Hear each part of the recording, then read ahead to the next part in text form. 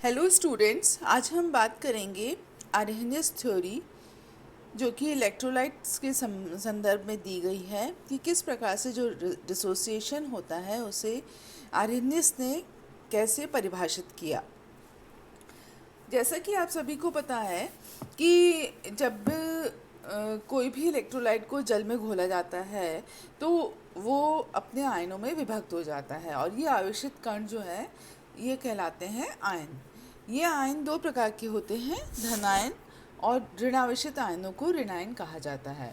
ये दोनों प्रकार के आयन अपने जो है धनायन जो है कैथोड की तरफ और ऋणायन एनोड की तरफ गति करते हैं और आयनों का यह गमन जो है विलयन में विद्युत धारा के प्रवाह का ही कारण बनता है।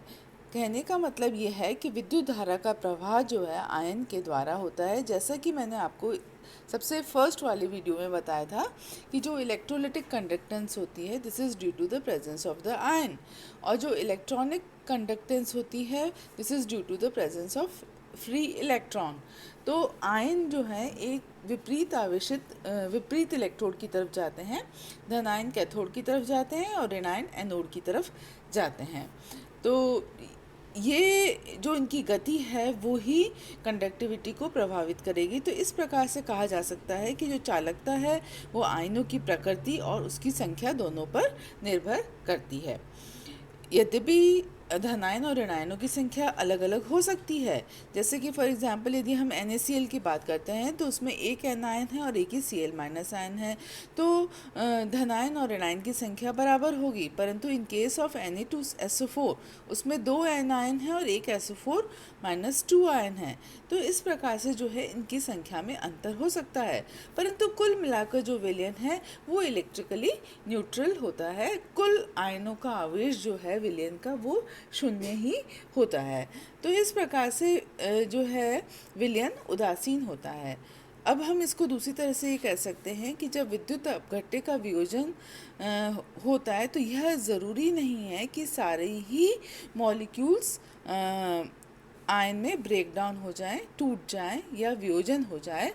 तो ये कहलाता है उसकी वियोजन की मात्रा। ये वियोजन की मात्रा या डिग्री ऑफ डिसोसिएशन भी उस पर्टिकुलर इलेक्ट्रोलाइट की प्रकृति पर निर्भर करता है। साथ ही जो विलायक है वो किस प्रकार का है और विलयन कितना डाइल्यूट है और टेम्परेचर, ये सभी कारक हैं जो कि वियोजन की मात्रा को प्रभावित करते हैं। तो जैसा कि आपको पता ही है कि हम जब वियोजन की बात करते हैं तो विलायक अत्यंत महत्वपूर्ण होता है और उसी के साथ में उसका डाइलेक्ट्रिक कांस्टेंट भी महत्वपूर्ण होता है। तो कुछ विलायक में विद्युत अपघट्य बहुत आसानी से अपघटित हो जाता है और वही विद्युत अपघट्य दूसरे में अविलय होता है। तो इस प्रकार से इसी तरह से डाइल्यूशन के साथ भी जो डिग्री ऑफ डिसोसिएशन है वो बढ़ता है। तो कुल मिलाकर जैसा कि आप इसमें देख रहे हैं कि जो डिग्री ऑफ डिसोसिएशन है जिसे कि हम अल्फ़ा से बताते हैं, वो आयनों की कुल मोलों की संख्या, और ये मैंने यहाँ डेफिनेशन लिख रखी है, तो आयन की कुल मोलों की संख्या पर निर्भर करता है। अल्फ़ा, जिसे मैंने अल्फ़ा से बता रखा है, concentration of the electrolyte in ionised form जो आयनिक रूप में है, और प्रारंभ में कुल मोलों की संख्या, जो शुरू में हमने कुल मोल लिए हैं उनकी संख्या का जो रेशो है, ये रेशो कहलाता है अल्फ़ा, और या आयनन वियोजन की मात्रा भी इसे कहते हैं। तो कुल मिलाकर कहने का ये तात्पर्य है कि जब भी कोई विद्युत अपघट्य, जैसा ये देख रहे हैं आप, ए बी जो है विद्युत अपघट्य है, यह अपने आयन में ब्रेक डाउन हो रहा है और ए प्लस और बी माइनस बन रहा है अपने आयन। दोनों के बीच में एक इक्विलिब्रियम एस्टेब्लिश हो गया है अनडिसोसिएटेड मॉलिक्यूल और आयंस के बीच में। तो इस प्रकार से जो है इनके बीच में एक इक्विलिब्रियम एस्टेब्लिश हो जाता है। और वापस से ध्यान कीजिए कि जो मैंने अल्फ़ा लिखा है, अल्फ़ा का मान जो है डिग्री ऑफ डिसोसिएशन है। डिग्री ऑफ डिसोसिएशन जो आयनों में वियोजित मोलों की संख्या अपॉन प्रारंभ में कुल मोलों की संख्या का जो अनुपात होता है उसे हम वियोजन की मात्रा कहते हैं। अब हम नेक्स्ट उस पर आएंगे पॉइंट पर कि जो विद्युत अपघट्य है उसके बहुत से गुण होते हैं जो कि उसके आयनों पर निर्भर करते हैं, जैसे कि विलयन का परासरण दाब या ऑस्मोटिक प्रेशर है। इसी तरह से वाष्प दाब का अवनमन, हिमांक अवनमन, क्वथनांक उन्नयन, है ना, आदि जो प्रॉपर्टीज़ हैं वो अणु संख्य गुण हैं, कॉलिगेटिव प्रॉपर्टी हैं जो कि नंबर ऑफ एटम्स पर निर्भर करती हैं। अब बात आती है कि जब कोई इलेक्ट्रोलाइट डिसोसिएट होता है तो वो अपने आयंस में टूट जाता है। फॉर एग्जांपल जैसे ए बी का हमने लिया था एग्जांपल, तो वो ए प्लस और बी माइनस में ब्रेक डाउन हो गया। तो ऐसे केस में जो नंबर ऑफ मॉलिक्यूल्स जो बनते हैं, जब कोई आयन डिसोसिएट होता है तो जो नंबर ऑफ मॉलिक्यूल्स हैं वो कुछ केस में ये डबल हो जाते हैं, जैसे कि इसमें 2 हो गए हैं। तो अब जो ये प्रॉपर्टीज़ हैं वो उनका प्रभाव 2 अणुओं के बराबर होगा, तो ये कहलाता है कि अणु संख्य गुण। अब आपने देख लिया कि अल्फा का मान जो है वो तनुता से भी प्रभावित होता है। तो तनुता के साथ जो है सामान्यतः देखा गया है, आरएनएस जो थ्योरी भी बोलती है कि तनुता के साथ तुल्यांक की चालकता के मान में वृद्धि होती है। अब ये वृद्धि क्यों हो रही है? वियोजन की मात्रा तनुता पर निर्भर करती है, अतः जैसे जैसे तनुता बढ़ती है आयनों की मात्रा भी बढ़ती है। एट इनफाइनाइट डाइल्यूशन तुल्यांकी चालकता पर अनंत तनुता पर विद्युत अपघट्य पूर्ण रूप से वियोजित हो जाता है और उसे हम अल्फा के द्वारा बताते हैं। ये अल्फा जो है अल्फा अल्फा का मान जो है वो किसी विशेष तनुता पर जो तुल्यांकी चालकता होती है और अनंत तनुता पर तुल्यांकी चालकता का अनुपात होती है। इस पर हम अभी डिटेल में भी आगे करेंगे। तो ये हो गया आर्हेनियस थ्योरी जो दी गई थी इलेक्ट्रोलाइट के डिसोसिएशन से संबंधित, या जिसे हम बोलते हैं आर्हेनियस का विद्युत अपघटनीय वियोजन का सिद्धांत, वो ये था।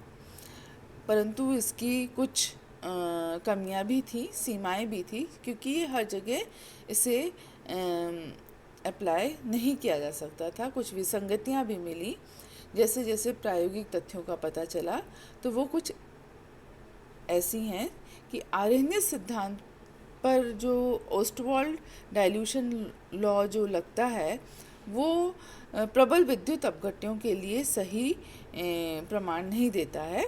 मतलब कि जो हम प्रैक्टिकली वैल्यू हमें स्ट्रॉन्ग इलेक्ट्रोलाइट्स के लिए आनी चाहिए थी वो नहीं आती है। पहली बात तो ये, क्योंकि वियोजन स्थिरांक का मान स्थिर प्राप्त नहीं होता है।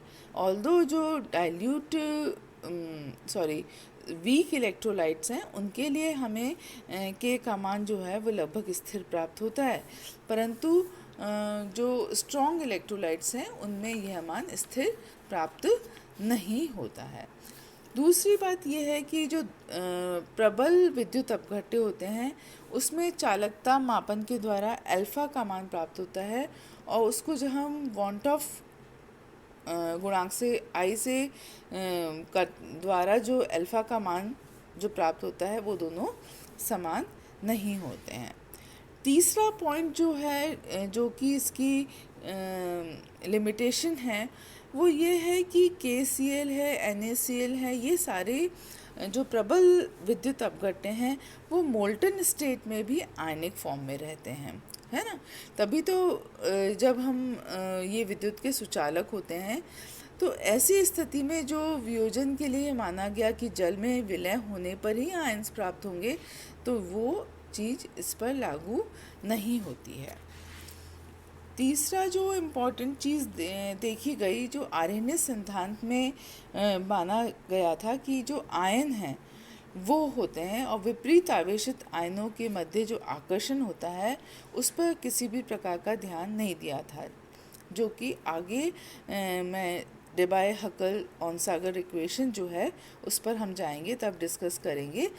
तो जो आर्हेनियस सिद्धांत था उसमें इस चीज़ पर ध्यान नहीं दिया गया, केवल जो अपघटन होता है वहीं तक ही जो है इसे कंसिडर किया गया था। उनके जो चारों तरफ जो विपरीत आवेशित आयन होते हैं उनके बीच में एक आकर्षण उत्पन्न हो जाता है, जिसके कारण से उसमें जो गति है वो भी प्रभावित होती है। तो इन सब चीज़ों पर जो है ज़्यादा ध्यान नहीं दिया गया। साथ ही यह भी जैसे NaCl है, KCl है, जैसा मैंने आपको पहले बताया कि वो मोल्टन स्टेट में भी आयनिक फॉर्म में रहते हैं। तो जो प्रबल अपघट्य होते हैं वो ठोस अवस्था में भी आयन में रहते हैं। इसी तरह से आयनों और अणुओं के बीच में एक तरह का साम्य होता है, तो उसको भी इसे कंसिडर नहीं किया गया था। ये केवल आयनों को ही आधार मान रहे थे। तो ये कुछ लिमिटेशंस थी जिसके कारण से आरएनएस थ्योरी जो है वो जो है पूरी तरह से दुर्बल और प्रबल दोनों को वो सही साबित नहीं कर पाई। उसके जो प्रेक्षण हमें प्राप्त हो रहे थे वो प्रेक्षण थ्योरेटिकल वैल्यू से डिफरेंट आए। तो अब मैं नेक्स्ट ले रही हूँ स्ट्रॉन्ग और वीक इलेक्ट्रोलाइट। जो स्ट्रॉन्ग और वीक इलेक्ट्रोलाइट है मतलब कि प्रबल और दुर्बल विद्युत अपघट्य क्या होते हैं। जैसा कि आपको परिभाषा से पता ही है कि जो प्रबल विद्युत अपघट्य होता है जिसका कि आयनन डाइल्यूशन से प्रभावित नहीं होता है, और जो दुर्बल विद्युत अपघट्य होते हैं वो जैसे जैसे तनुकरण किया जाता है उसमें नंबर ऑफ आयंस की संख्या बढ़ती है। तो इस प्रकार से जैसा कि मैंने इसमें एक एग्जाम्पल लेकर बताया है आपको कि KCl के केस में देखिए कि जो N/10 सॉल्यूशन है उसकी जो तुल्यांकी चालकता है वो 129 है और वही N/1000 की 149 है। ऑल्दो कुछ मान में अंतर आया, तुल्यांकी चालकता में वृद्धि तो हुई है, परंतु यदि यह वृद्धि हम वीक इलेक्ट्रोलाइट से कंपेयर करें, जैसे कि एसिटिक एसिड के केस में दे रखा है कि N/10 की जो है 5.2 है और N/1000 की 49.2 है, तो आप देख रहे हैं कि जस्ट 8 टाइम्स 9 टाइम्स हो गई। तो ये जो बढ़ोतरी हो रही है it is very very high as compare to the strong electrolyte. तो कहने का मतलब ये है कि जो प्रबल विद्युत अपघट्य होते हैं उनमें तनुता के साथ जो है आयनन की मात्रा में बहुत अधिक वृद्धि नहीं आती है। यद्यपि कुछ वृद्धि होती है, इसका कारण कोई दूसरा है, परंतु आयनन जो है वो पूरा होता है। और जबकि in case of weak electrolytes उसमें आयनन की मात्रा जो है डाइल्यूशन के साथ बढ़ती चली जाती है। तो ये जो है बेसिक अंतर है, उसमें अंतर नहीं पड़ता है और उसमें अंतर पड़ता है। तो ये स्ट्रॉन्ग इलेक्ट्रोलाइट और वीक इलेक्ट्रोलाइट की हमारी डेफिनेशन भी हो गई। और यदि आपसे जो है इसके बारे में एक्सप्लेनेशन पूछा जाता है तो वो भी आप दे सकते हैं। इसके बाद में मैंने इसमें ओस्टवाल्ड डाइल्यूशन लॉ लिखा है। ओस्टवाल्ड डाइल्यूशन लॉ क्या कहता है कि जो द्रव्य अनुपाती क्रिया का नियम है कि जब भी कोई विद्युत अपघट्य डिसोसिएट होता है तो डिसोसिएट होने पर जो शुरू में कंसंट्रेशन ऑफ आयन की बात करें तो ज़ीरो होती है, क्योंकि मॉलिक्यूल से अभी आयन बने नहीं हैं और मॉलिक्यूल की कंसंट्रेशन है आपकी सी मोल प्रति लीटर है। और जब आफ्टर अ सर्टेन टाइम जबकि अल्फ़ा डिसोसिएशन हो जाता है तो this is equal to C1 माइनस अल्फ़ा। जो प्रोडक्ट आयन बने हैं वो C अल्फ़ा और C अल्फ़ा है। यदि हम इस पर द्रव्य अनुपाती क्रिया का नियम लगाएं तो हमें एक आयनन स्थिरांक प्राप्त होता है जिसे K से बताया गया है। K आयनाइजेशन कांस्टेंट है या इसे डिसोसिएशन कांस्टेंट भी कहते हैं और इसका मान जो है alpha square upon 1 minus alpha into C के बराबर होता है। तो जो अल्फ़ा है कुछ विशेष परिस्थितियों में ये देखा गया है कि जब अल्फ़ा का मान A की तुलना से बहुत कम होता है तो ऐसी स्थिति में जो हमारी इक्वेशन है वो और सिंप्लीफाई हो जाती है और K is equal to alpha square C के बराबर हो जाता है। देखिए ये K is equal to alpha square C लिखा है मैंने, और जब अल्फ़ा का मान निकालेंगे तो ये रूट K अपॉन C के बराबर हो जाएगा और या alpha is directly proportional to 1/√c। 1/√c को जो है alpha is directly proportional to √v भी कहा जा सकता है। अब इसको मैं यदि परिभाषा के रूप में कहूँगी तो देखिए, विद्युत अपघट्य के वियोजन की मात्रा k है ना, k विलयन की सांद्रता के वर्गमूल के व्युत्क्रमानुपाती होती है। किसकी बात कर रही हूँ मैं? सांद्रता की बात कर रही हूँ। या इसे दूसरी तरह से कहा जा सकता है कि विद्युत अपघट्य के वियोजन की मात्रा विलयन के आयतन के वर्गमूल के व्युत्क्रमानुपाती होती है। Alpha is directly proportional to √v। उस तरह से भी इसे परिभाषित किया जा सकता है। तो इस प्रकार से जो है ओस्टवाल्ड तन्यता का जो नियम था, ओस्टवाल्ड डाइल्यूशन लॉ था, उसे हम परिभाषित कर सकते हैं।